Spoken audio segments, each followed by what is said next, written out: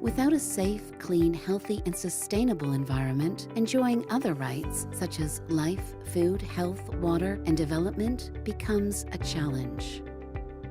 Knowledge and awareness on the link between the environment and human rights remains low, with limited processes and tools to share any knowledge that is available. To overcome this, all parties, government, private, and the community must be involved in awareness raising and knowledge sharing activities. Innovative research, as well as communicating and implementing research findings, is also a priority.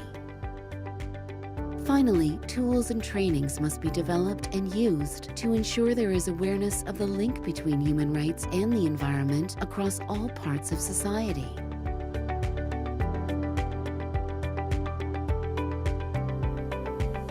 An increased understanding of this intrinsic link can result in a better natural environment and stronger human rights for those who live within it.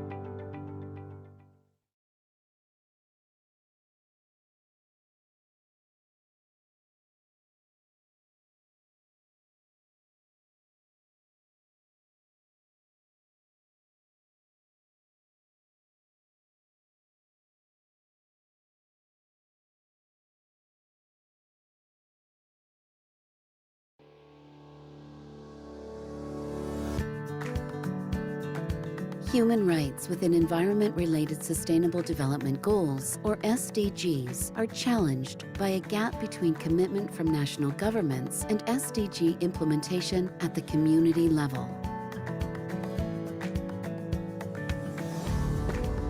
How do we promote diversity and inclusion of all people to implement SDGs that aim to fulfill their rights? How do we ensure that national government commitment to human rights can be experienced at the local level?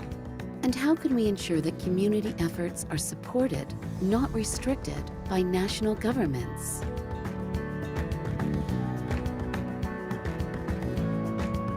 We can provide blended learning and training models on localizing human rights and environment for SDG activities. We can develop and use practical tools to support analysis, participation, and monitoring of SDG implementation. And we can support research, partnerships, and networking for all parties who are interested in human rights and environmental SDGs. These efforts work to achieve the realization of human rights for communities as a result of implementing environmental SDGs at a local level.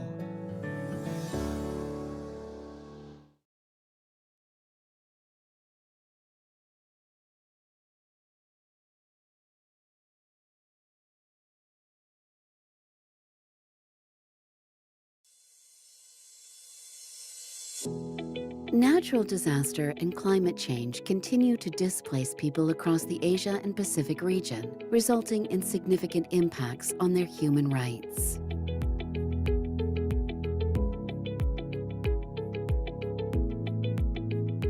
How do we ensure that people's basic rights, such as life, health, and education, can be fulfilled after a disaster or climate change event? How do we support the rights of people who are on the move after disaster? And how do we guarantee the human rights of those who live in new and foreign places?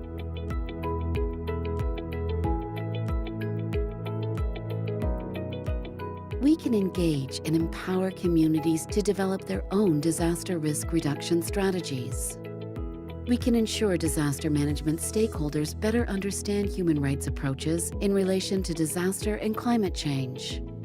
And we can strengthen networking and knowledge sharing using practical tools, applying research outcomes, and providing training to support human rights efforts in disaster management. This ensures that the human rights of displaced people are always considered within disaster risk reduction and climate change activities throughout the region.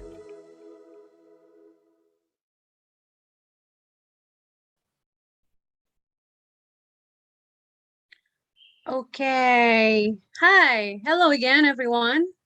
My name is Nana. Thank you for joining us in the last session for today. We have this networking session titled Opportunities and Challenges in Regional Collaboration. This is the last session of the journalism conference on reporting human rights and climate crisis in Southeast Asia. This event is presented by a partnership of the Raoul Wallenberg Institute along with Indonesian Association for Media Development and Internews Earth Journalism Network. Earlier today, we had a session titled Data Journalism on Regional Environment and Climate Crisis Stories, and we have learned so much from the speaker, so I hope that we can learn a lot from this session too. I would like to inform you that we have a interpretation feature in Bahasa Indonesia for the participants, and there's also a live stream on YouTube going on right now. You can go to YouTube and search PPMN. Right, so today we have joined by Florence Armen, the moderator of this session. Hi, Florence. So before I give the session to you, let me introduce you first. Florence is the Indonesia content coordinator in EJN and was the head of Jakarta Globe News Channel. It's part of Berita Satu Holdings, and she was in charge for a team comprised of executive producers, translators, copy editors, video editors, and master control room personnel. And before joining the Jakarta Globe News Channel, she was the deputy head for Berita Satu English. So to Florence, welcome and good luck. Thank you. Thank you, Nana. Welcome everyone to the networking session, call it, or so happens to be the last session of the Journalism Conference on Reporting Climate Crisis and Human Rights. And as Nana has said, this is a partnership between PPMN, Internews Earth Journalism Network, or AJN, and also the Raoul Wallenberg Institute of Human Rights and Humanitarian Law. Thank you so much for your time here for the participants. We appreciate you spending some time saying hi and building your network. So yes, I'm Florence Armen, content coordinator for AJN. Now for those of you, this is a bit of a shameless plug. For those of you who are not aware of what AJN is, it's a global community or a network, if you will, of environmental journalists across 180 countries. And at the same time, we are an implementer of media development activities through which we hope to be able to empower journalists in developing countries to better report the environment. So please visit us on earthjournalism.net to get to know us, become part of the global network and see what all the other works that we do. Now, coming back to the session, I think it's safe to say that everyone here know for a fact that collaboration is not a new thing. So between 1984, when 5 newspapers in New York got together to form Associated Press, to the Panama Papers this year, we had the 2016 Panama Papers, Gecko Project, Pangolin Trafficking Project. We all have become part of a collaboration. But we have seen how journalism improved with collaboration. We have seen how we've seen more impactful and meaningful stories through collaboration. But the pandemic, the COVID-19 pandemic has made collaboration between news actors and non-news actors become more important. So today, we will hear the speakers about regional collaboration, its challenges, opportunities, and since this is a networking session, we do want to hear from you. Drop us a note on the chat box, and if you have questions later on, we want to see loads of questions for the speakers. Please use the raise hand function, and then we'll unmute you. So the speakers, we have 4 interesting speakers today. Let me get to the first one, Sam. He is the editor for Special Project for AJN. So before AJN, he was a full-time freelance journalist and editor, as well as an adjunct professor. He has a PhD in environmental science, and his work has been featured on NPR, Manga Bay, Deutsche Welle Radio, among others. And Sam is also a Pulitzer Rainforest Journalism recipient for the period of 2020 and 21, based in the US. And then we will hear from Lulu, who's in Brussels at the moment, or been for several years. Lulu is an award-winning journalist and editor. She's currently leading the international news desk of Initium Media, based in Hong Kong, a media platform focusing on independent and in-depth reporting. And since 2016, she has focused more on China's various connections with international community, with attention on politics, economy, and the environment. And then from Hong Kong, we will move to Vietnam, where we'll hear from Michael, who is the editor-in-chief for Saigoneers. And he's based in Ho Chi Minh City, Vietnam, and he covers environment, energy, wildlife conservation, and social issues, among others. And his work has been published by outlets including the Washington Post, The Atlantic, Al Jazeera, and Southeast Asia Globe. And then from Vietnam, we'll come back to Indonesia, where we will hear from Viriya, who is a reporter at Project Multatuli, an Indonesian public service journalism initiative and one of the latest addition in Indonesia's thriving digital media scene. And he previously worked with Bloomberg News and Jakarta Post, covering various beats, including energy and mining, macroeconomics, and politics. And in 2015, he actually published a book called Cramming Jakarta, the Center and Periphery in a Collection of Reportage. So we'll be hearing from all of them. But to kick us off right now, I'll hand over you, Sam, to talk a little bit about the special project he's working on with these journalists and how this project, this collaboration came about. Over to you, Sam. Great, thank you so much, Florence, and thank you so much to the organizers of this conference. It is incredibly important subject. In fact, it's really two incredibly important subjects: the climate crisis and human rights. And of course, we all know that they intersect.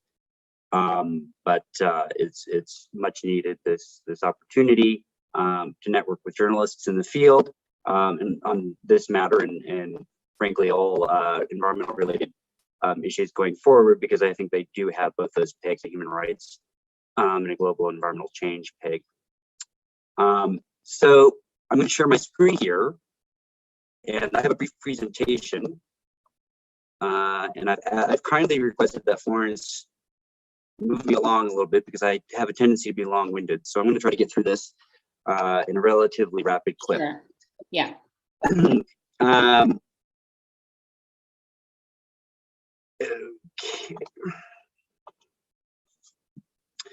So we all are quite familiar with the idea that we live in a globalized world. This is nothing new, and the COVID-19 pandemic has really crystallized this, perhaps more so than we ever thought possible.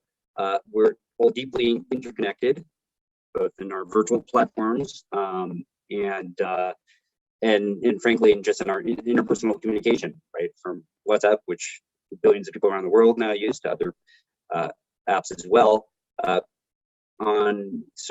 We're all sort of in a state of synchronicity and in constant communication. But this sort of coincides globally, and I know this is quite different depending on your geography, where you live and work. But we could generally say with some level of certainty that the media environment around the world is pretty fragmented, right? This has come at the consequence of legacy media, whether in the form of large newspapers or network television and radio. And obviously corporate consolidation has in some ways diminished in many parts of the world as it relates to media. And that has also brought with it a different sense of transition and changing times. So we have these two things that are sort of coinciding with each other, this idea of interconnectivity and synchronicity around the world, between people, between outlets and people, between journalists and the audiences they reach, and of course, this fragmentation that occurs and is occurring in the media environment as a whole, and not just in environmental journalism or human rights related journalism, but journalism at large. So just to give you brief, I guess you could say, data points in this regard, just in the past couple of years, these are sorts of things that have also kind of painted a picture, and these are across the board internationally, both for journalists in the global north and the global south. So there's vanishing advertising revenue and changing habits of news consumption on the internet, social media, we all know. And perhaps you may work with forms of news media in which social media is not only your preferred outlet, but is your outlet and is your medium for transmitting information, right? So we have this new innovation. At the same time, we also have data increasingly, I suppose you could say, somewhat tragic data, depressing, that most journalism outlets struggle to survive past their second year. This is, again, across the board from the Foreign Press Association this year, published this year. And then we also have a sense from our consumers, that is our readers, our viewers, our listeners, that the majority, again, this is at a global scale of respondents, have a negative impression of the news media. So sorry to give you this, the dire news. It doesn't necessarily go up better, but it's interesting with regards to the journalists, not necessarily the media environment as a whole.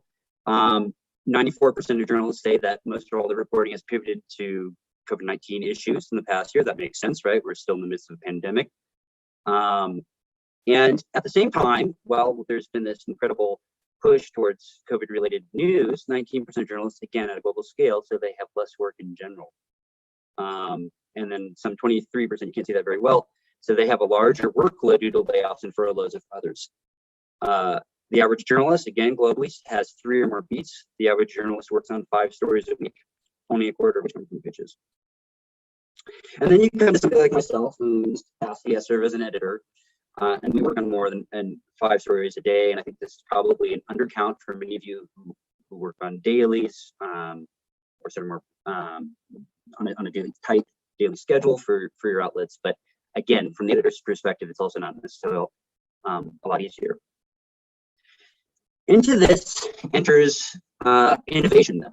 And this is from the Nieman Lab, and some of you are quite familiar with the Nieman Lab, the Nieman Center on Journalism, and based where I'm in the US. And they every year do sort of, I guess you could say, somewhat crazy predictions about the year to come. And this was in 2021. The predictions for journalism in 2021 that COVID-19 would prepare us for cross-border collaboration. This is sort of done in December of 2020 that this prediction was made. This year, the same Nieman Lab predictions for journalism written in December 2021 for the year 2022. Again, cross-border, these are one of many ideas about innovations to come, but again, cross-border collaborations become easier and more balanced. So we've gone from this is going to be a thing as a result of the pandemic to this is now has arrived, and this may be the way of the future, if not the status quo for the moment. And Wilson Levano, who is quoted here saying, by working alongside local journalists as equal partners, not as assistants or fixers, newsrooms can finally put to rest the practice of parachute journalism and build long-term beneficial relationships. Florence already kind of stole my thunder a little bit about mentioning collaboration in the past. I'm glad she did, because it sort of alludes to the many different efforts that most of you are probably pretty familiar with, collaboration that is taking place. So there's the Pegasus Project, which included 80 reporters and 17 media houses, which revealed the malware that an Israeli firm was implanting in cell phones and other devices across the world, particularly in political leaders and other individuals. There is, of course, the Panama Papers, which Flo also mentioned, which include 280 journalists with over 100 outlets. Tempo, I don't know if anybody's from Tempo is in the room. Tempo was involved, and a couple of Indonesian ministers were implicated in this particular series of investigations that, again, was sort of convened. It was convened in this case by a nonprofit, much like ourselves. I mean, not to say that the ICIJ is exactly like ourselves, but it is a nonprofit. It is an NGO, much like the Press Journalism Network is, that was the convener for the project. And before that, as Flo also mentioned, the Panama Papers, which was sort of precursor to the Pandora Papers in terms of revealing offshore financial industry. So these are all examples of collaborative journalism, but what exactly is collaboration? You probably find across the internet and sort of divergent opinion on this, but we kind of define collaborative journalism, and by we, I'm taking from the collaborativejournalism.org, which is a center at the university here in the United States and in the state of New Jersey, as a cooperative arrangement, formal and informal, between two or more news organizations and information organizations, which aims to supplement each organization's resources and maximize the impact of the content produced. So that's really important. It's sort of mutually beneficial and not butting heads like these two goats here. And I believe this is actually taken in Western Java, Garut sheep. We're hopefully not like that. So from Montclair State University, you can see here different models of collaborative journalism, and I highly encourage you, if you have the opportunity, to check this site out, and it has a storehouse of information that I think is quite interesting for all of you who are interested in collaborations and the prospect for collaborative journalism. But it sort of gives you a typology, kind of gives you a way of putting together what you might wish to have in a collaborative project. So if you're looking for something that's one time or finite versus something that's ongoing or open-ended, this is the different things to keep in mind. In our particular case for the fossil fuel project, which I'll get into shortly, I would say that we sort of fit between this sort of the straddle, the area between temporary and separate, and temporary and co-creating. And what I mean by that is that this is a temporary project, which we'll talk about, but it wasn't necessarily extremely separate between all the partners like Lulu and Michael, and yet at times it wasn't necessarily a mutual co-creating enterprise along the lines of, for instance, the Pandora Papers or the Pegasus Project, which is a whole different level of coordination, and we'll also talk about that hopefully. And so in this way, you can sort of see here what that would look like, and the potential issues that you encounter, sort of conflicting priorities that you might have between different outlets that are involved, potentially tensions of editorial styles that are a result of, for instance, different work cultures, different languages, different types of outlets that need to be involved in your project. This is the co-creating example I'm using here, which is one I think we must closely align with, although again, we straddle the co-creating and the temporary and separate model.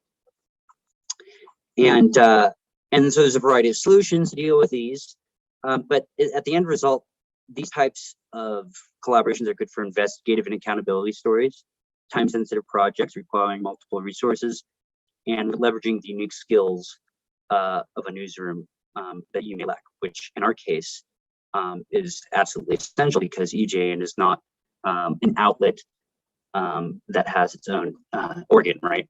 News organ. So the project itself, Fossil Fuel Project, it was really focused on one simple premise: why is fossil fuel investment continuing in Asia, both foreign and domestic, when climate change and human rights, the topic of this conference, concerns surrounding these energy sources dictate countries should be doing otherwise? It's as simple as that. It was really the operating question that sort of organized all of our stories and the content. The project started in May of this year with a concept note that was shared amongst many of our eventual collaborators. And we started soliciting potential partners by June throughout South and Southeast Asia, including leverage partnerships, which many of our content coordinators had, including, for instance, Florence, but not exclusively, and others with whom we did not necessarily have an established relationship. There were numerous obstacles, and we could probably talk about that in a little more detail in the Q&A, but these are all these are sort of along the lines of what I mentioned before, to be expected given sort of conflicting, not necessarily conflicting, but differences in the types of outlets, the types of stories that each outlet produces, language, culture, in some cases even time zone, priorities of daily versus a weekly versus in some cases very periodic distribution for an outlet. But at the end of the day, by the end of August, we had our first stories, and we were initially hoping to wrap up by October prior to COP26. but as often is the case with deadlines, and many of you are familiar, we've had to move those in large part because the quality of our stories required us to give more space to the journalists working on them and our collaborators in order to have sort of a really robust ending to close out of this project, which we will have by the beginning of next year, 2022. And in the end, we had 6 outlets and at least 15 journalists participating. So punching far above our weight, not necessarily the Pandora Papers or the Pegasus Project, but 6 outlets and 15 journalists for EJN is quite notable. Here is a website for the project if you have an opportunity to visit it. It's called Available But Not Needed, a special project on fossil fuel investment in Asia. If you're wondering about the title, that actually comes from an energy investment term, ironically enough, not necessarily about in a positive light, but it's an investment term that refers specifically in petroleum markets, and we sort of appropriated it for the purposes of our project, somewhat tongue-in-cheek. You can see here where the distribution of our stories and our outlets have been thus far. This will be further populated in the next month. But again, the concentration on Southeast Asia with stories from China, including and South Korea, with in many cases a link between those countries that are not necessarily in Southeast Asia and their investment patterns in Southeast Asia, including in many cases Indonesia, which most of the participants in this conference are from, I know. Here are the examples, the thumbnails of the stories we have thus far, and you can see the sort of distribution of those and the types that I described. And again, I highly encourage you to visit the site for more details, and please peruse the stories. So the lessons learned, I would say, from this, in my sort of brief bird's eye view of this process, much like the Indonesian quote here from the scholar, the famed education scholar, Ki Hajar Dewantara, make a teacher out of everyone and a school out of every place. And it's sort of been an educational process, I think, for all of us involved. In terms of the question, what are you trying to accomplish? That's really important, I think, essential from all forms of collaboration. And that needs to be really well thought out in the beginning. You also need to think about what unifies your collaborative journalistic project. In many cases for collaborative journalism, it starts around a data set, as in the case of the Pandora Papers or the Pegasus Project or the Panama Papers, or any of these large scale collaborative projects. They usually start around a specific set of data or leaked files. And in the absence of that, what do you have that is the unifying feature? And so you need to think about that quite thoroughly. How do you intend to work with different work cultures, personalities at different outlets? And then, of course, even beyond that, journalists in those different outlets. And then I think this is one of these overlooked questions is, how do you make collaboration sustainable? So once you've achieved it, in our case, Internews is an NGO, Earth Journalism Network is a program within Internews, and we are grant funded. And so that is our funding stream, that is our revenue source. And so to a degree, we can subsist off of those funds in pursuit of these collaborative efforts. But if you're an outlet that wishes to start your own collaborative exploit, what is a sustainable model that you have for achieving that? And it's not necessarily an easy question, but it's certainly one that needs to be asked from the beginning, and with a lot of in a very sober manner. And then ultimately, how do you wrap things up? So you've had this incredible project, you may have an incredible data set, or you may have an incredible question, but at the end of the day, all things have a deadline.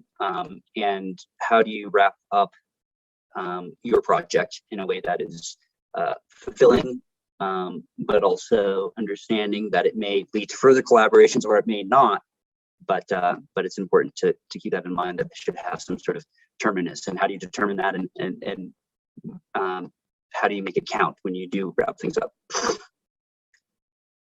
So with that, I think I spoke over my time. I apologize, but I just want to thank again the conference organizers, and my contact information is here in the event you wish to get in touch with me.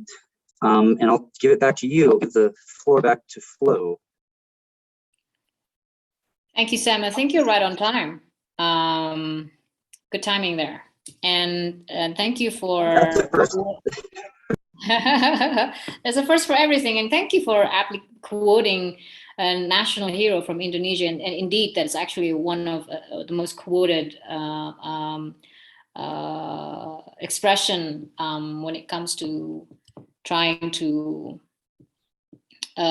get everyone to understand what it means, what education means here in the country. Thanks for the relevant quote there, and we'll circle back to you. There are a couple of questions that we'd like to ask you as well, but we'd like to hear from Lulu right now, who's from Initium Media. Lulu will be talking a little bit about her work with the Fossil Fuel Project, and we'll hear from Lulu about that work. We'll hear from the challenges that she faced during her work with the project.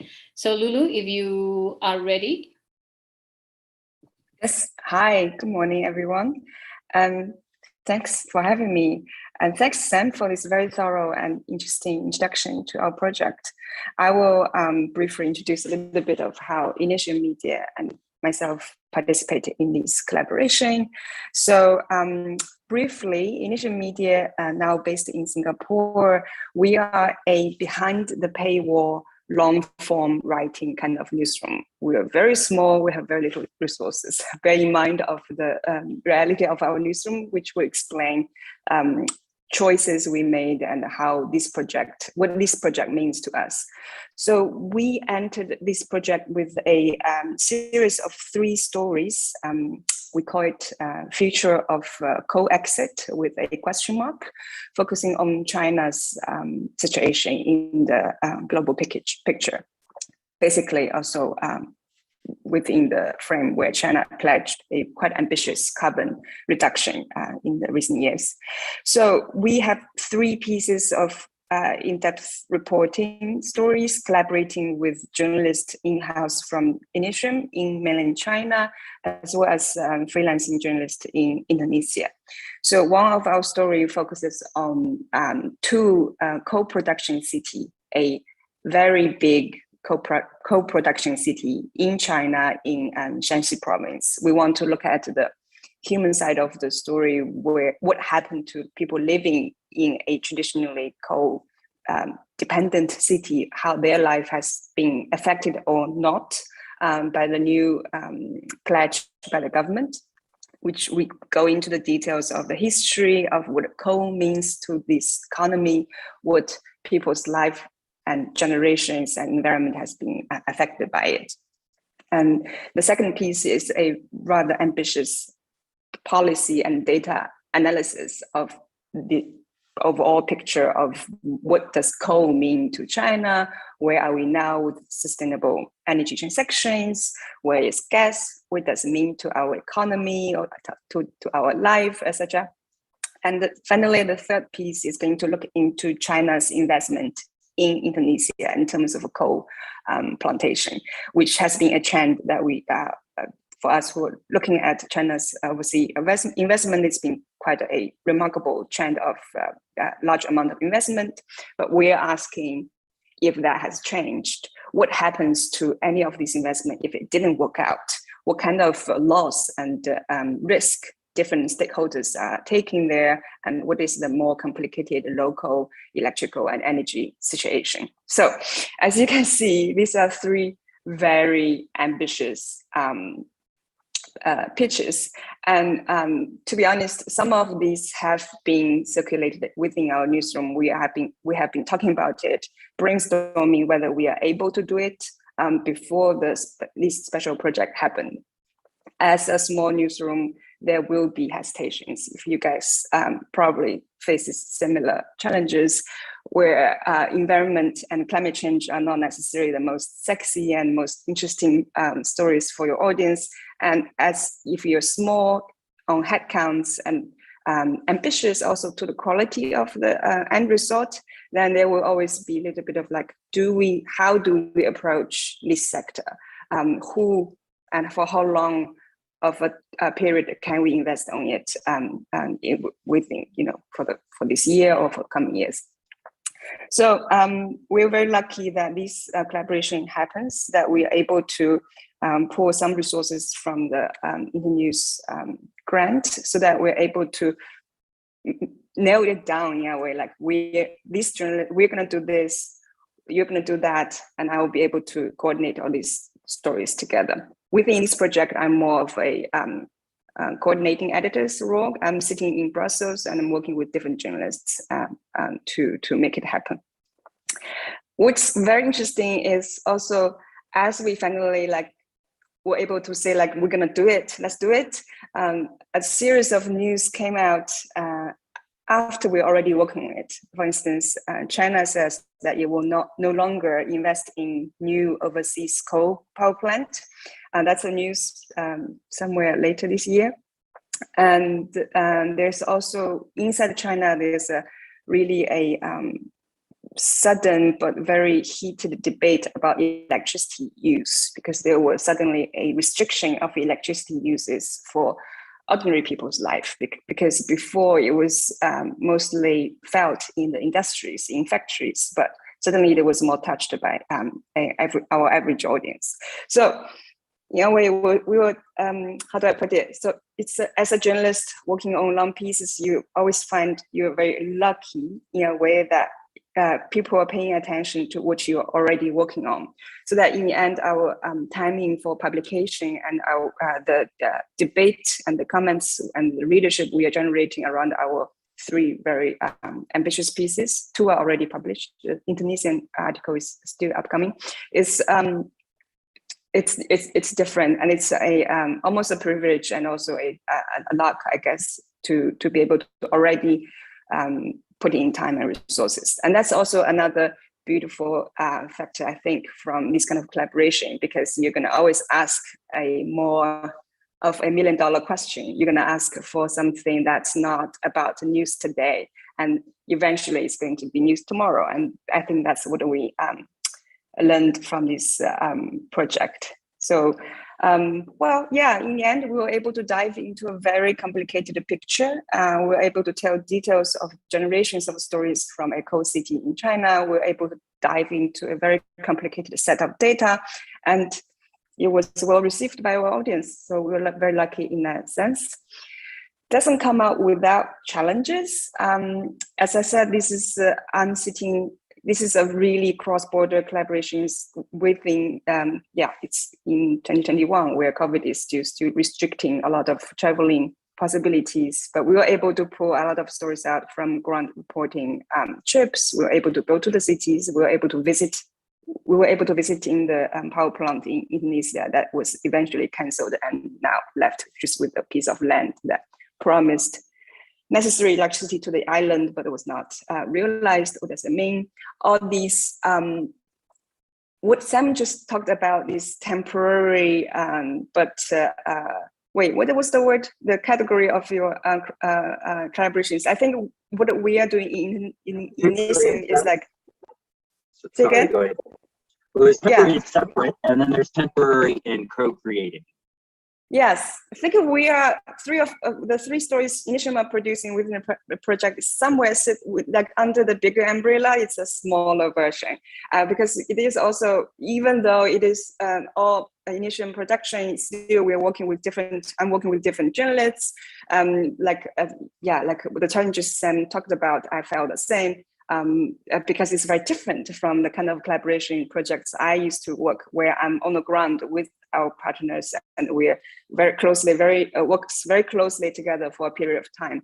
This time it's 3 pieces of really long stories that we probably worked on over more than half a year now. So a lot of challenges of communication, of making sure the deadlines are met, but also about how are these stories made from a distance? How can I, for instance, sitting on my desk, making sure the facts are right, the interviews, the angles, the stories, the narratives, and kind of communication with journalists on the ground is very essential and doesn't always come without challenges.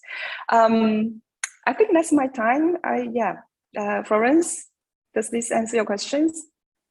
Yep, it does. Thank you so much. We'll circle back to you, Great. Ron. It's interesting because you're also wearing two hats in some of the collaborations that you've done.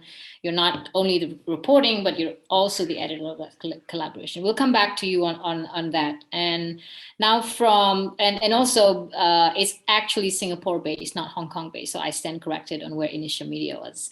And moving on from Lulu, we will hear from Michael, who is the editor-in-chief for Saigoneers. Very, very happy to have you here, Michael. And yes, same goes to you. Can you tell us a little bit about your story and what have been the challenges in context of this collaboration?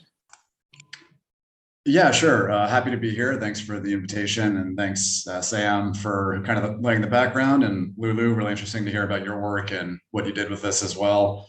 So yeah, just briefly, kind of a little bit about myself. I mean, as mentioned, editor-in-chief at Saigoneer, culture and society, history, food website based here in Ho Chi Minh City. Although I didn't do this for Saigoneer, this is a bit newsy, which Saigoneer kind of avoids for a variety of reasons.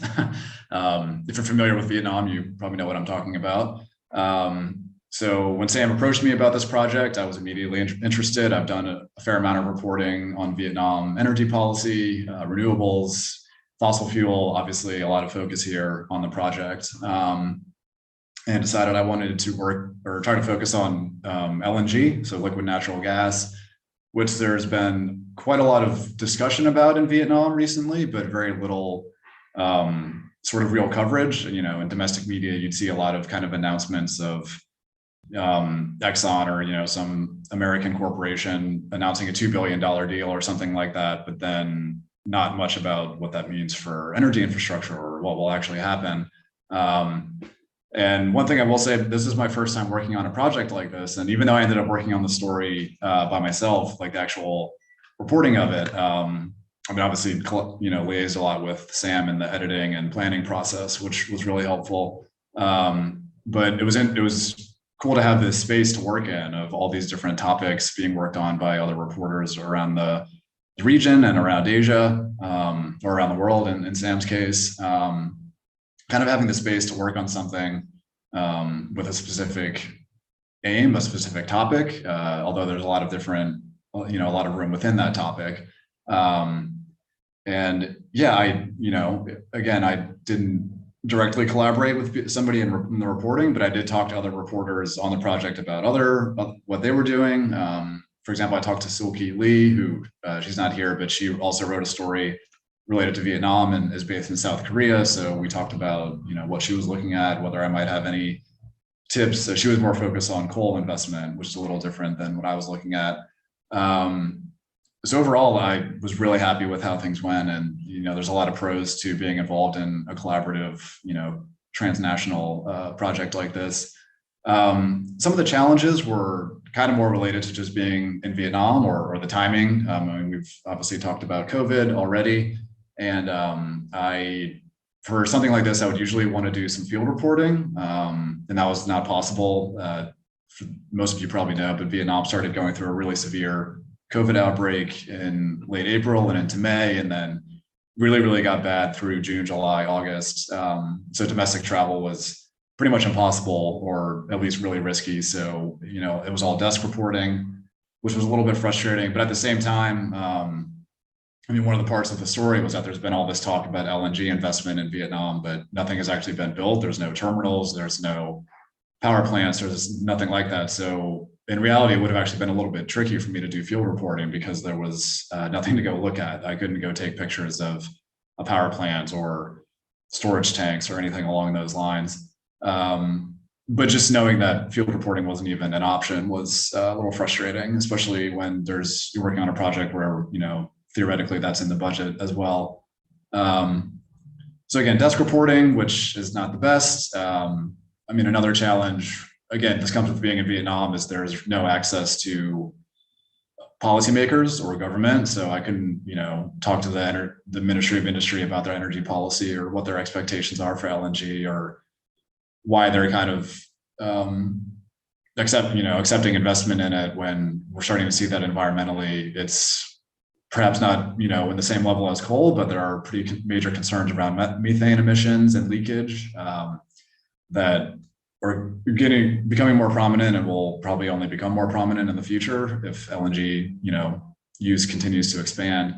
So that's a frustration, just not getting that official. And I mean, maybe maybe there are good reasons to use LNG. I don't want to rule it out entirely, but you can't ask those questions of the government. So it's relying on people in the private sector, researchers, academics who were all fantastic. I was really happy with who I was able to find and talk to, but that's unfortunately part and parcel of reporting in Vietnam. But as a project, I found this to be really rewarding. It's been fantastic to see, the other stories that have popped up and, across a wide range of topics and countries. And it's really interesting to see, Vietnam and a place like Indonesia are, vastly different countries, but face many of the same challenges when it comes to, powering a fast growing populous nation in the context of climate change, but, all the countries around Southeast Asia and I mean, the world, of course, will be deeply impacted by climate change in the coming decades. So kind of looking at what's happening in other countries and recognizing some of the similar policy challenges or things that people are going through, issues facing local communities. So I think kind of giving that wider perspective is another pro of working on something like this. And then of course for readers, hopefully they also get that kind of big picture perspective that you really miss when, as Sam was talking about in his intro, if publication or writers, if you're working on 5 stories a week, like you don't really get that big picture. That's through no fault of their own. They're just kind of focused on what's right in front of them, which is a bit of a disservice to both the journalists working on it and the readers ultimately. So I think for me, probably the biggest benefit of something like this is getting that kind of wide angle view of really, really important topics. And yeah, I think I might have been a bit fast on my time allotment, but that's, happy to take any questions as we discuss and yeah, pass it along. Yeah. So did I hear you right when you say this is your first collaboration, or is this your first collaboration of its kind? So is it your first collaboration in general? I mean, I've worked on individual stories with other people before, but the first time it's been like an official organized collaboration like this.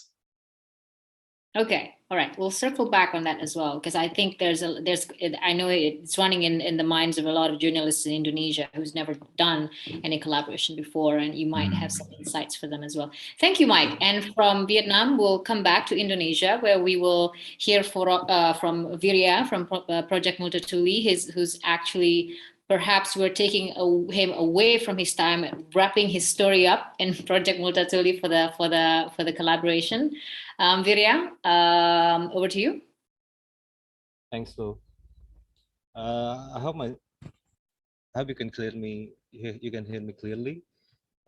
Yes, I'm Viriya Singgih. I'm a reporter at Project Multatuli. Project Multatuli is a new media outlet in Indonesia that was just launched in May 2021. We're a collective. We're dedicated to carrying out the ideals of public journalism by giving a voice to the voiceless and reporting the underreported. And we focus on publishing long-form narratives. So when talking about Indonesia's energy sector, maybe I'm just gonna open this by saying that the sector is just full of broken promises and lip service. Indonesia has had various ambitious goals in the past 7 years during the President Joko Widodo era to boost the use of renewable energy. Yet there has been no significant progress on the ground. And at the end of the day, Indonesia has always gone back to coal. And well, some of the promises are like Indonesia established a target to increase the share of renewable energy in the national energy mix from a mere 10% in 2015 to 23% in 2025. Indonesia wants to cut greenhouse gas emissions by 29% by 2030. Or recently, Indonesia also submitted its updated climate commitments to the UN and set a deadline to eliminate completely the greenhouse gas emissions by 2060 or before. But for me, who has been covering this issue for some time here in Indonesia, it's just full of nonsense.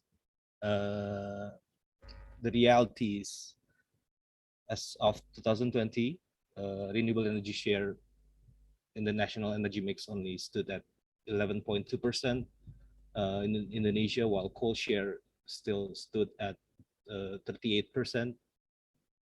It's still far away from the 23% renewable energy share target slated for 2025. And the capacity of renewable power plants in Indonesia only reached 10.4 gigawatt last year, while the capacity of coal-fired facilities was at about 36.7 gigawatt. So officials have repeatedly reaffirmed their commitment to achieve Indonesia's renewable energy goals, despite facts saying otherwise. So in the beginning of this project with EGN, I proposed some story ideas. The first one, I wanted to write an in-depth analytical report on how and why Indonesia's renewable energy sector is not going anywhere. The report details demand challenges in the sector, whether the oversupply of electricity because of the incorrect economic assumptions, financial burden of the state utility PLN, and attractive renewable energy policies that make renewable projects unbankable, and many others.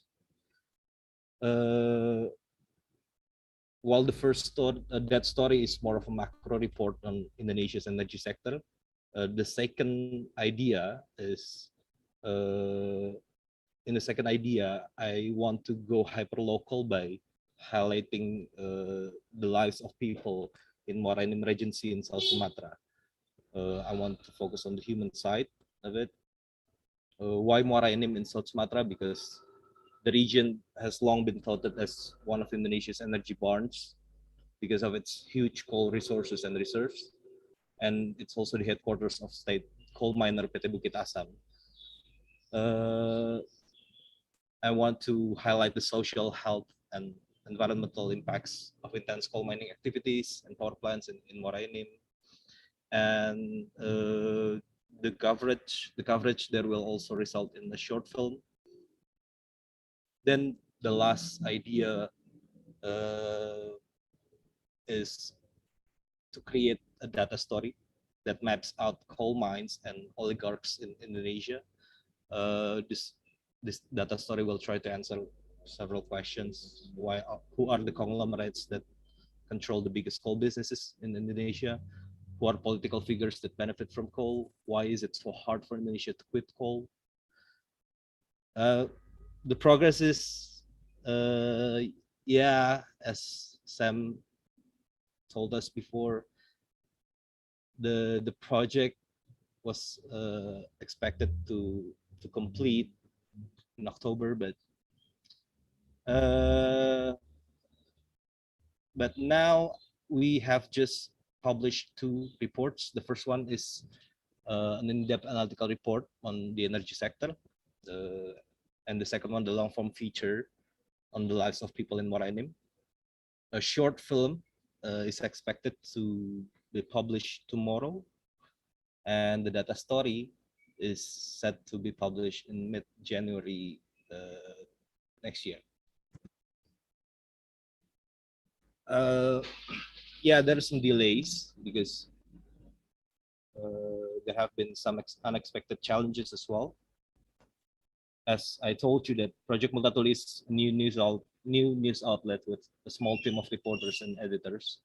Hence, a reporter or editor often has to juggle 2 or 3 projects at once.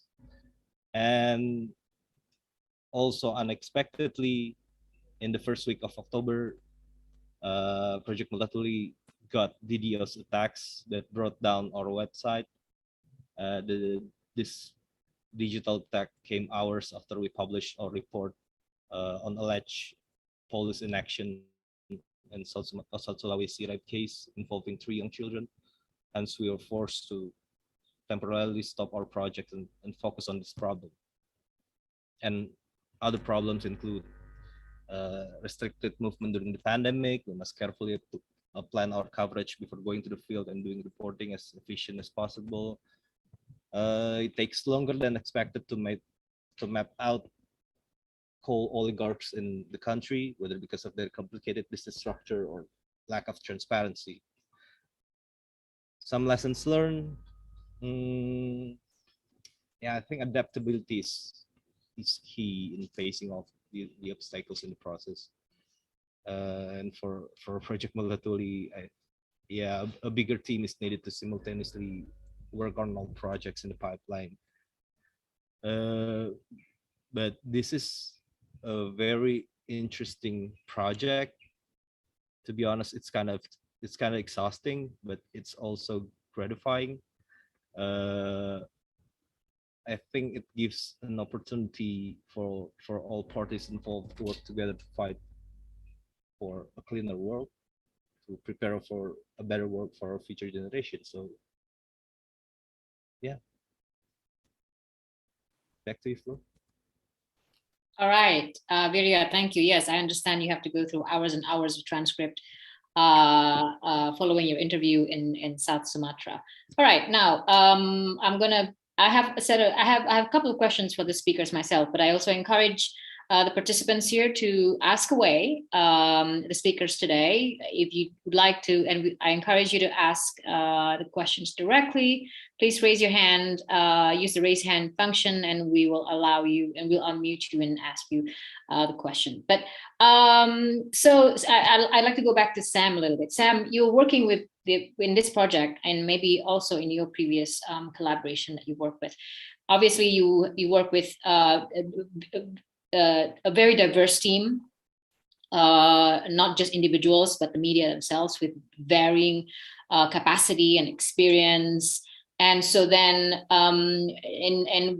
did that call for different kind of approaches as well for you to be able to level things up and bring everybody on the table, or at least your own table, to make sure that the project and collaboration itself is manageable? I mean, Lulu, for instance, is she's more experienced in collaboration, for instance, and Mike, who is jumping with both feet, but he's also new here, and also Viriya, coming from a smaller media compared to the other media that you work with. So if you could share a little bit about how you approach that diversity in order to make things work. Thanks, Flo. Yeah, that's a great question. I think it goes to the heart of doing these collaborative projects, especially in the case of EJN, which, again, we're not ICIJ, we're not Forbidden Papers. We don't have limitless resources to convene our participants, our collaborators, to hire a retinue of IT folks and specialists to wrangle data and get sort of a bunch of material in place that then everybody can pick through and sort through. And so at the end of the day, it's incumbent upon the editor, in this case, myself, and the folks I'm very fortunate to work with, including Flo and many members of the EJN team, to really identify what are the methods to work with our different partners. And as I mentioned before, the collaborators in this project span the absolute extremes in terms of what their demands are. So Viriya just spoke. He has a very innovative outlet. He works for a very innovative public journalism outlet that, much like Lulu's, is focused on long form narrative pieces that are in depth, heavily reported, investigative, have very substantial infographics and photos, and really go to the fullest extent to tell their pieces. And then on the other extreme, we're working with dailies in the case of the Philippine Daily Inquirer is a daily newspaper that has the demands of a daily, right? To produce stories that are not necessarily nearly as rich and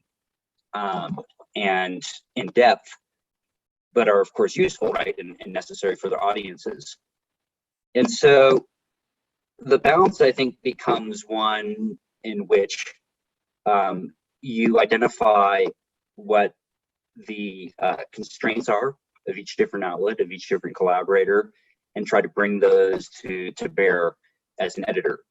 In the event, so the way that, just sort of to step back for a second, EJN is not a news outlet insofar that we publish original content. We republish, we repost stories that appear in the outlets that we fund. In this case, a special project was an effort in which we funded several different outlets under the context of a specific theme, right? And they were outlets, not journalists. Traditionally, we have primarily worked with funding individual journalists and not the outlets. So you can see how there's a difference, right? There's a difference of scope in those two cases. And so in working a collaborative process in which you're working with outlets as opposed to individual journalists, it's a different modality, right? It's a totally different animal. And so what happens in that case is that in many cases, you're working with editors, and in the event, in the case of Lulu, she's an editor as well as being a journalist. Michael is an editor as well as being a journalist. Viriya has editorial experience and serves in a hybrid capacity in Multatuli, from what I understand. And so I think they are just inherently more able to understand the complexities and the necessities of piecing together the interests of each different party. And so if a hypothetical were to be like, I was working with journalists from a very large outlet and not with editors, but piecing together a collaborative project, I don't think it necessarily works so well because, depending on the journalist, of course, because a lot of those folks don't necessarily have a sense of the editorial structure of their entire outlet, of the financial constraints, of all the other constraints that just govern how you operate a media house or an outlet, and so nonprofit or for-profit. Right. And so I think it's really I think the ability to connect with outlets that have folks that understand both sides of the equation, and it's an art. It's not a science. It's the art of communication and piecing together sort of different styles, different personalities, and different sort of cultures, as I mentioned before. Right. Thank you, Sam. So, and we'll move to a question on from a participant. This is from Nathan Koka, whom I think, thank you for dropping by, Nathan. But this question is for Lulu, but others, I think it applies to others as well, because you, somewhere in your story there's a lot of involvement and China mentioned. Is it getting more challenging to report in China itself? And considering its importance in so many environment or energy stories in Asia, what is the impact of the increasingly challenging environment for journalism? And does this impact the ability for Chinese outlets or reporters to collaborate? Maybe you can kick that off, Lulu. Yes. Hi. Thanks for the question. I think the short answer is yes. It's getting more difficult, and it has an impact in how a lot of Chinese outlets and media is able to, or is willing to, is potentially able to work with a lot of these more international projects. But the longer answer is, I think, I'm going to make it concrete. For instance, these collaborations with EJN and the stories are originally published in Chinese in Initium, but with Sam and I together trying to translate and edit through a very long form Chinese features into English, it was then republished in another language. I think it also offered the journalist some level of imaginations. It is how your work could be read and seen by a different perspective. I think it also, at least the journalist I work with on this project, she was very happy and really excited to see that her work is reaching out to a very different set of audience. Having said that, it is getting more difficult, I suppose, to attract more journalists to come to this type of reporting and to allow it to happen. And to create a kind of strategy that would work facing the elephant in the room that is the more difficult media landscape from inside China. I think that is like the space. I think there's still chances. I'm still reached by younger journalists or journalism students asking, what is this type of things you do? Why is it so different from the traditional international news concept? Because if you are a aspiring Chinese journalist, you see big outlet. For instance, you see their foreign correspondents in China now are a lot are not in China anymore, but you see this one way of doing international news. But I think the interest and the questions about, hey, what is this kind of more collaborative approach? How is it possible that we can do it also? I think there's still interest there. It's really about pushing it through one case after another, one person after another. I think that's my very quick take. All right, Mike or Viriya, would you like to add that? And in relation to your work on reporting stories that has China context, Chinese investment in respective countries? Sure. I mean, that does come in a bit, or not more than a bit, when you're talking about thermal coal, specifically investment in Vietnam. A lot of Chinese banks are kind of the last bank of last resort currently for thermal projects here, which is something I've also previously reported on, and a little similar to as I talked about in my presentation or whatever you want to call it. You know, you're not going to get any official line on that, or you won't be able to contact. I mean, I tried to contact a couple of Chinese companies for that story. Didn't go anywhere. But I think, like Lulu said, you kind of have to work around knowing that those obstacles will be there and find who you can to talk about. And it's unfortunate because, you know, as a journalist, you want to try to get as much balance as you can, or I mean, even if it's something contentious like thermal power, where we know coal is definitively bad for the environment, you do want to try to get as many voices as you can. And when you simply can't access those voices, that does get frustrating. But it's something you kind of always know in the back of your mind and work around. Right. Viriya, did you want to add something? I think Lulu and Mike has said it all. But yeah, I agree with Mike. Reaching out to Chinese companies, like it's like going to a black hole, I think. So it's challenging. But yeah. And while I have you, Viriya, here's a question from Agus in tanahgayo.com. I think this is an online media from Aceh, North Sumatra. Does Indonesia has what it takes in this case, the financial support resources to build its renewables and green economy? And this is a question for maybe for all of the other panelists. The second question: whether the Earth will survive for climate change without the intervention of China, Russia, and the US. Very interesting question. Go ahead, Viriya. Maybe you can ask the first question. Sorry, you answered the first question. First question: does Indonesia have the money? We do have the money. We do have the resources. We always boast about our abundant natural resources, but there's no political will, lack of competence, and it's not just about the money, of course.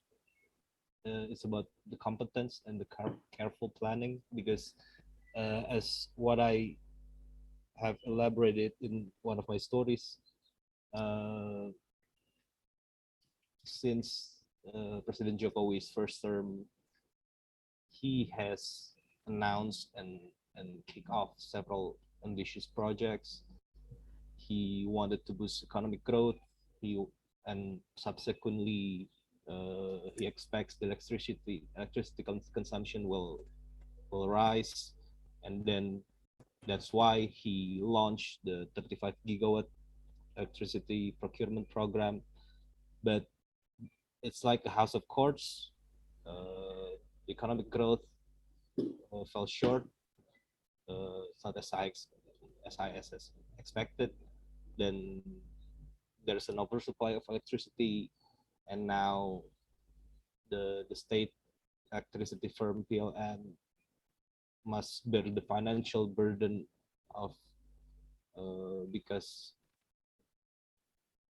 it is responsible for overseeing the construction of so many power projects, and so many of them are coal-based.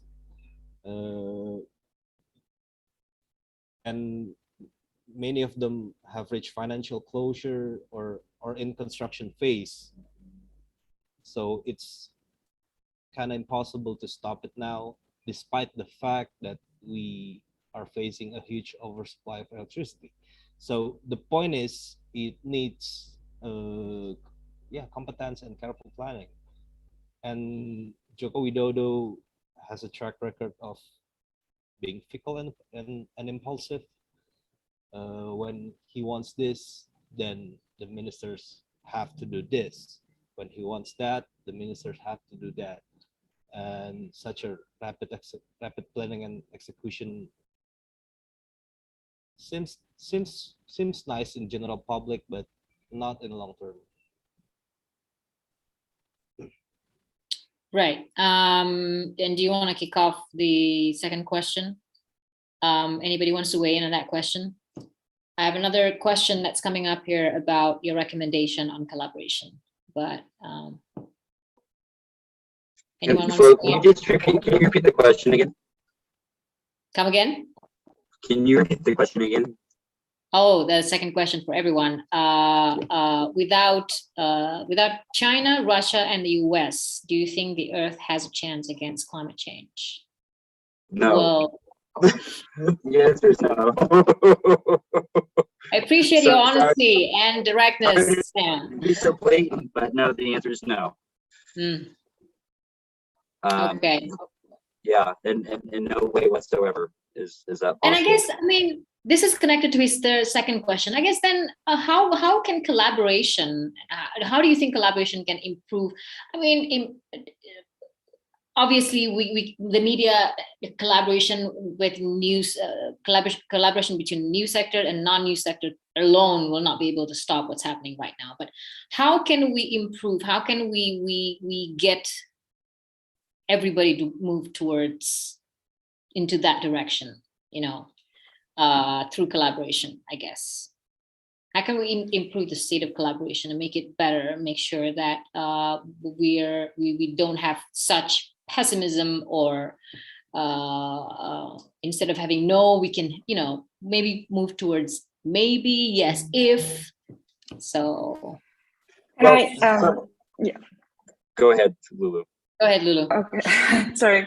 Maybe I want to add one line there. I think it is often quite depressing, indeed, if we talk about, and also interesting in many ways when we talk about climate change and energy policies, that countries become a name, like becomes China, US, Russia, as if that's the host, that's like the decision maker, the power, the fate.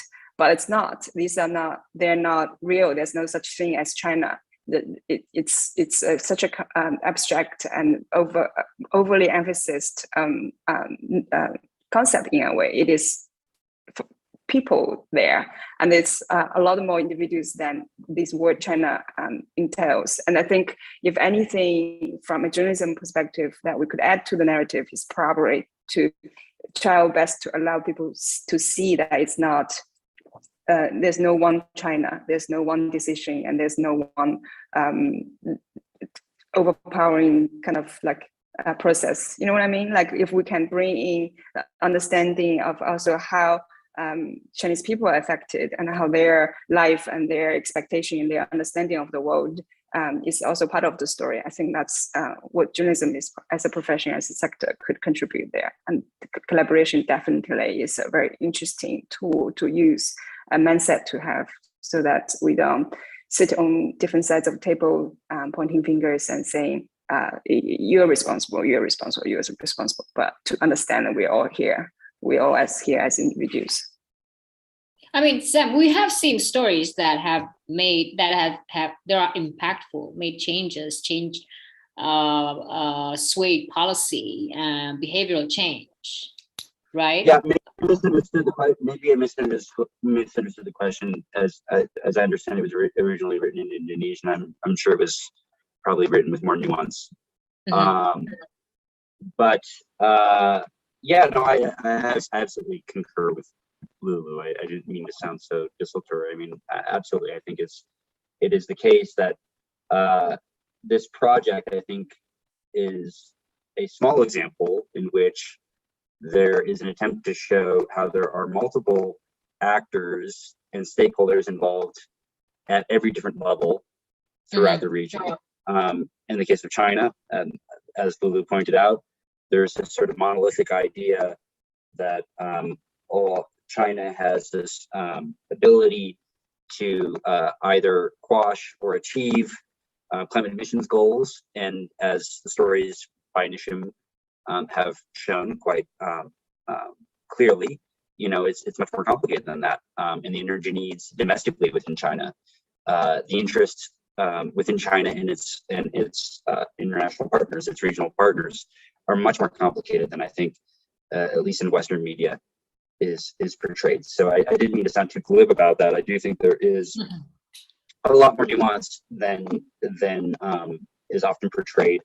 I think what I was rather trying to just point out is that those three specific countries, in terms of their emissions, right, and their control of fossil fuels, do control the fate of much of the planet.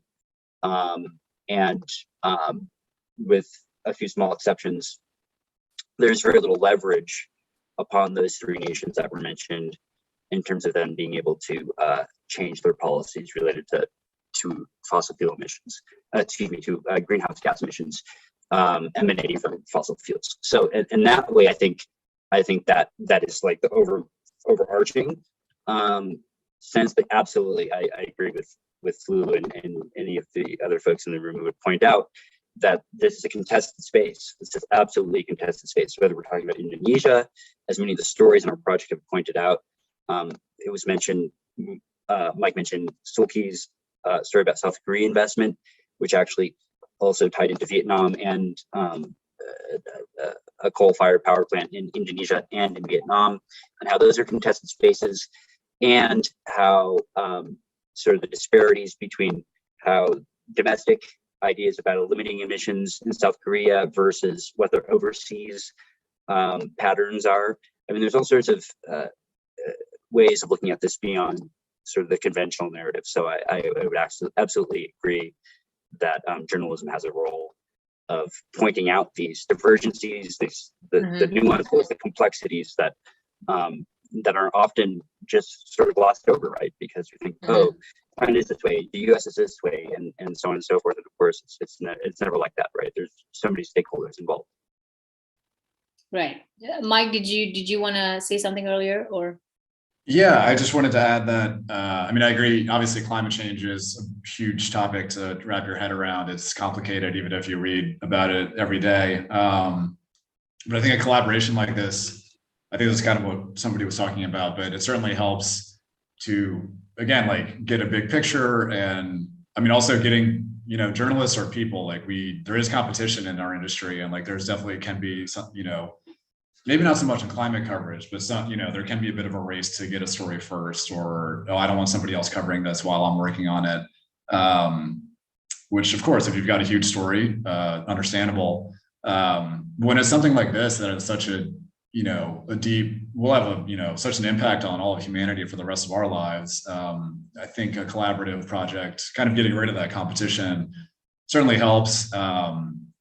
And also, gives readers, if something is published like across platforms, if a reader sees something on one website or publication and is like, oh, I don't really trust that because it's from country X or whatever company, if they see it somewhere else, then maybe they would be like, oh, that's also on this website that I like to read. Maybe I should take it more seriously.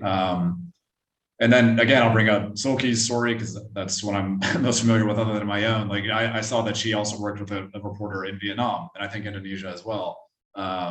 So really good to have like people on the ground across multiple countries, where I know Sam's intro, you talk, there's a mention of parachute journalism, which is actually kind of impossible right now because of COVID restrictions in a lot of countries, which I've seen some coverage that like this is good because local journalists can get more involved, and that's certainly important. So I think all of those, I don't know if I'm getting off topic here, but all of those are certainly benefits of a collaboration like this.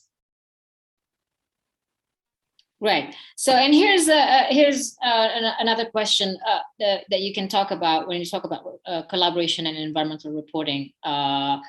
What would be your recommendation for journalists and media, especially for in Indonesia, to push them to get more focus towards conservation, ocean conservation, forest conservation in massive in islands like Papua, Sumatra, and Kalimantan? If you have a recommendation or thoughts on that.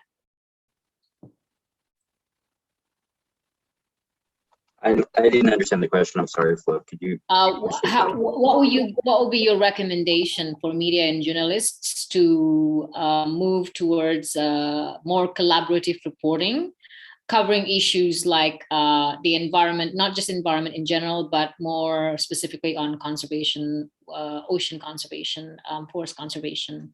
I think he's focusing on islands like Papua, Sumatra, and Kalimantan, but I think it applies everywhere globally. I have some ideas, but I've spoken a lot, so I'm willing to wait if others want to. Viriya hasn't spoken a lot. Viriya, did you want to answer? Did you want to start that answering that? Yeah, it's kind of complicated.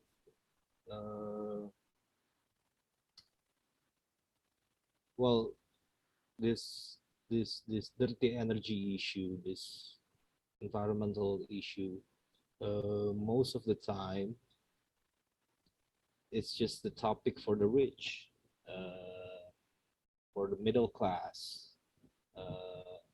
With Starbucks on his or her right hand, talking about the environment, how we can change the world, what should we do, but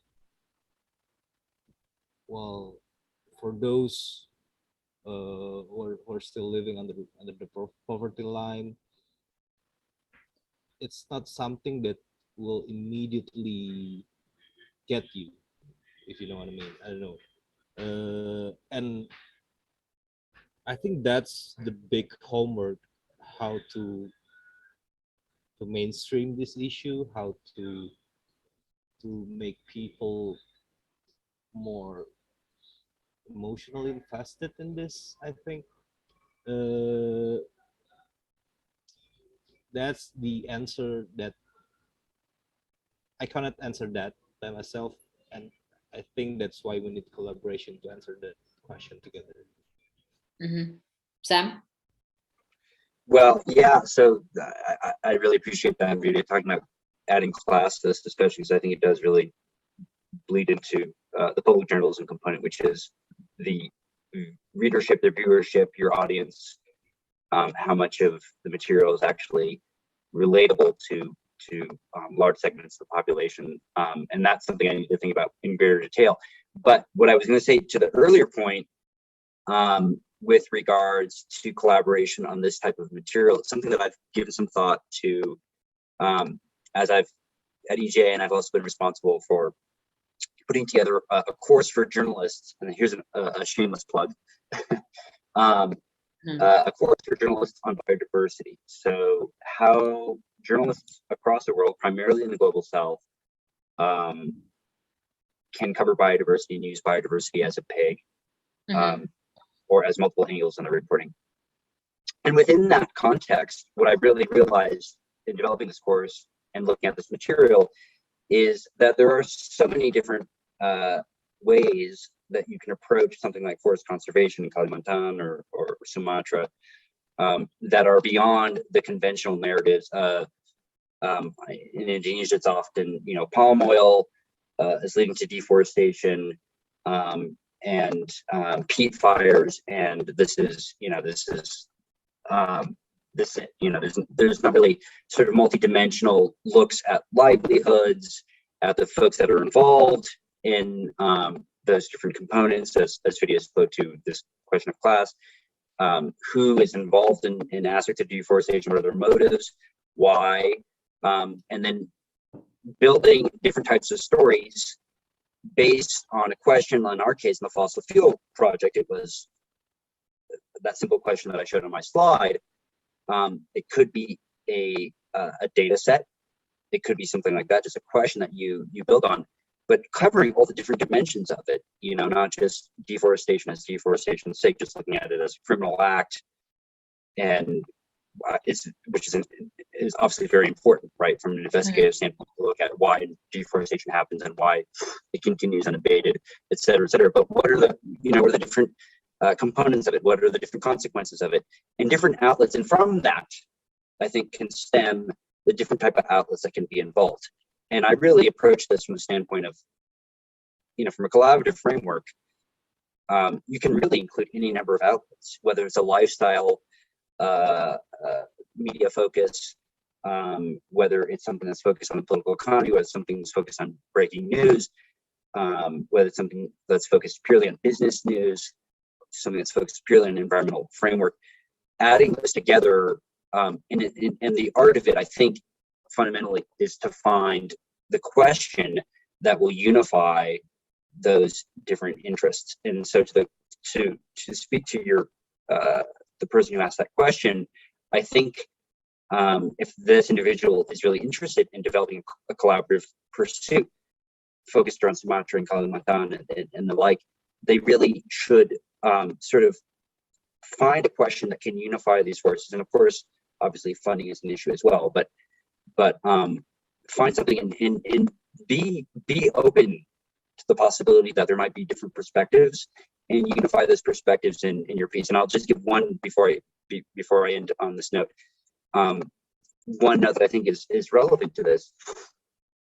We had lots of stories within the fossil fuel project that pertain to natural gas, and many of the participants in this conference may know that, of course, natural gas in its extraction is actually doesn't emit nearly as many greenhouse gases, right, and damaging greenhouse gases as carbon dioxide, because it's just the extraction. It's the burning of natural gas. It's the extraction of it that produces methane. There were all sorts of different perspectives on the damaging effects of methane in many of these stories, and I, as an editor, had to really sort of unify that to say, well, the science behind methane is fairly clear in this regard, but to say that, methane in certain contexts with natural gas is bad. I mean, it's certainly not a bridge fuel as it's advertised across the world, but it's less bad in certain contexts as compared to others, And so I think my point being that I added in outlets in perspectives that didn't necessarily always mesh together, but the idea was that there is nuance, there is complexity to this discussion, and it's important to add a variety of perspectives as much as possible while still keeping the science and the facts at the core. And that's hard to do. That's the editor's job. That's really hard to do. But that's something that I think maybe to the questioner's point, maybe this can be done, but it really is incumbent upon you to hone in and refine either your question or the data set that everyone from the collaborative project is focused on. Right, you beat me to that, Sam. But before I think we have time for one more question here. I think it's an interesting question from Erti to Sam and Lulu, and of course Viriya and Mike as well. Concerning, she said there's an impression that there's a lot of this framing that a lot of environmental journalists are writing about how developing nations are contributing to climate change, and there's not a lot of framing when in fact that there's a lot of contribution from developed countries, first world countries, to through their consumption of coal, their plastic waste. That are just as, if not more, responsible to the environmental damage that we're seeing now in climate change. So her question is that: do you think there's some kind of political play in making sure that this is the framing that's coming out? I mean, I think it's important for journalists to be able to have the space to answer these questions, because if that's what you see, well, that's what's happening right now. Should we be seeing more, or should we be covering more about how developed countries are just as responsible for climate change? Sam and Lulu, these questions are. Lulu, do you want to take it first? I have some thoughts on this, but I'm willing to follow you. Yeah, no, it's a very, very good question, and I agree with Flo that journalists should be able to maybe not reflect on every piece of things we write, but definitely think about these questions while we're at it. My immediate thoughts, this is a very complicated question, and really this is probably $1 million. But my initial thought is how interesting that multiple narratives, very complicated stories and framings sort of come together to make each of our audience or us as journalists and become this one big thing. Because obviously, so if you're talking about a journalist's role, a lot of journalists are looking at the one project, right? One problem. That is this very specific problem that needs addressing.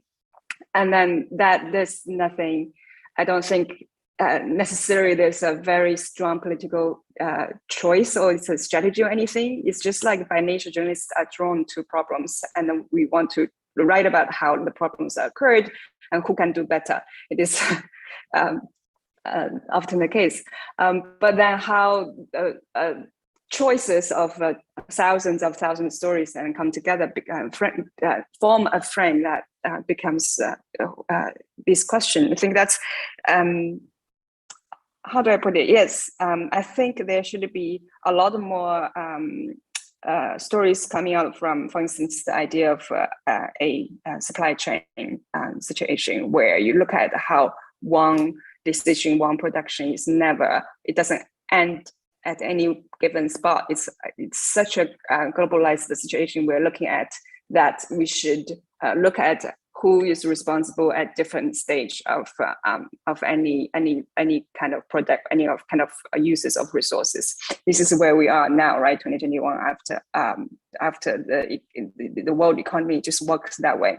I think it's super interesting. It's not necessarily more of a developed versus developing situation. It's just how a complicated connected world we're living in, and that's definitely somewhere I think journalists probably have less. It's too difficult to tell such a global story, right? We tend to look at the more specifics. But if indeed there will be more collaborations, for instance, that where we link in these far apart places, then maybe that will create a different layer of narrative that in the end will give our audience and ourselves more things to think about. All right, Sam, very quickly, if you want to add on to that. Yeah, no, very well put, Lulu. I think that's exactly right. I think, in the event of this particular project, just so to assuage the questioner's concerns, the interest of this project was to focus on Asia as a whole because that was the ambit of the project. Indeed, there's quite a bit of journalism about the role of developed countries in the global north, in its role of consumption and its emissions patterns. And I don't think that's debatable. There's a huge amount of responsibility and culpability on the part of on the global north, perhaps the greatest responsibility and culpability. So I don't think that is being shirked away from by many media outlets. I think in our particular case for this project, the interest was to focus on stories that are untold or stories that are lesser told. And I think that was why the focus was on this. But it is not to say that one should ignore the roles and responsibilities of global powers that are not included within, like I said, the ambit of this particular project. So that's what I would say about that. There is no axe to grind or interest on the part of EJAN in this particular capacity, except that we had a regional focus on Asia, and I would strongly urge the questioner to look at the vast array of stories about the roles, the responsibilities, and the culpability of the global north and the current crisis that we're facing. Right. Okay, guys, we're really at the top of the hour. I do have one last question for all the journalists who are listening, so they have more to take away from this discussion. One last question for everyone. We'll start with Sam, Lulu, and then Mike and Viriya. For any journalists and media or editor who's in the room right now, if they were to want to start a collaboration, what are the 3 things they want to prioritize before they put their thinking cap on, and what are the 3 things you recommend for them to focus on? I say 3 because we'll just press for time. So I'm sure there's a long list of what they need to look into, but. I'm just going to start real quickly so I can just get it off the bat. First, you have to ask the question. What is the question of why do you need to do a collaboration? What is the reason for doing a collaboration?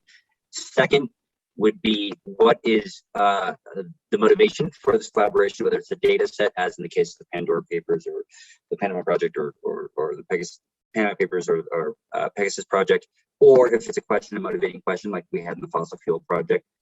And 3, what are the bare minimum number of collaborators that you need to achieve that?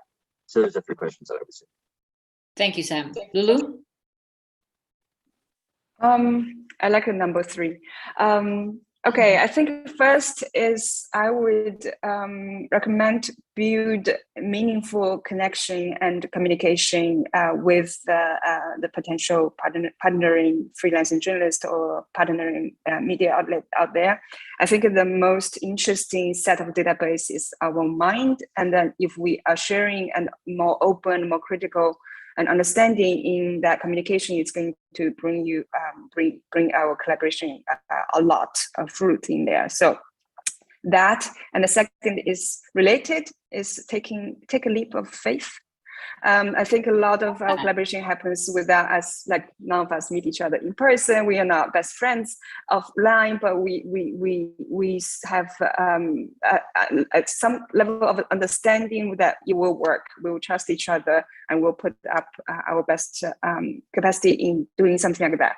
And that's I think it will be a decision to not hold back as like see how things will happen in a more beautiful way, but actually giving everything in so that it's possible to be fruitful. And I would say the third, it's very relevant to me, is always think in different perspectives, how your audience might be essentially very different set of people from the audience that you of the journalist or the actor you work from another region, another country, and that different perspectives are as much as opportunities as well as challenges. And I think that's where I think everyone in the media sector should be aware of when a collaboration starts. And really, the decision to be open and to be critical is so interesting, because it's going to bring in not just project itself, but also a more deepening understanding of the problems at hand, and it will lead to new stories, basically, practically. Thank you, Lulu. Mike? Yeah, I'll just all really good points. I'll just quickly add, I mean, this would kind of be done before you consider starting a collaboration, but network as best you can. I mean, online, like Lulu said, like, obviously we're not all going to be meeting in person, maybe ever, or, for a long time at least. But for me, personally, like, I found Twitter, as problematic as it is, and of course it has huge problems related to it, but it's been pretty indispensable in terms of connecting with other journalists, editors, sources, both here in Vietnam and other countries around the region and around the world. So it may sound strange, but if you're not on Twitter, I do really recommend that. It's a good way to meet other people. Again, not in person, but you never know. There's been times where I've got a new topic and been like, oh, who do I follow in Myanmar? Message them, and sometimes that can turn into really useful information, or a digital friendship at the very least. So yeah, network. And I mean, outside of Twitter, there's Telegram groups. There's, Slack is like invite only, but maybe there's Slack groups around. Yeah, I would say just try to connect with people online as much as possible, particularly, within your own country, of course, but also elsewhere, either in the region or around the world. Thank you. Last but not least, Viriya. Yeah, I think the most important thing is to ask the question, as what Sam said. One of my editors always told me, when I want to do a project, when I want to write something, or when I want to collaborate with others, so what? What do you want to achieve through this? And the second one, be open. The third one, be adaptive. Thank you. Thank you so much, everyone. I hope this has been useful for all of us, the participants especially. You are able to find all of the speakers on Twitter for sure. I think you can connect with them. You can also connect with the EJN on journalism.net and find out what we do and the programs that we're currently activities that we're currently carrying out. So on that note, thank you so much, Sam, Lulu, Mike, and Viriya, for your insights. I hope that has been useful. Let's connect, let's network, and let's think of a future collaboration that we can all get our hands on. Thank you. I'll hand over to Nana. Okay, thank you, Florence, Sam, Viriya, Lulu, and Michael, for such an insightful session. And also thank you to all the participants who have joined from every corner of the world, wherever you are. But before we end our sessions, let's have a quick picture, shall we? You can turn on your camera if you want, and I'll have my colleague Mbak Lina from PPMN to take a quick picture.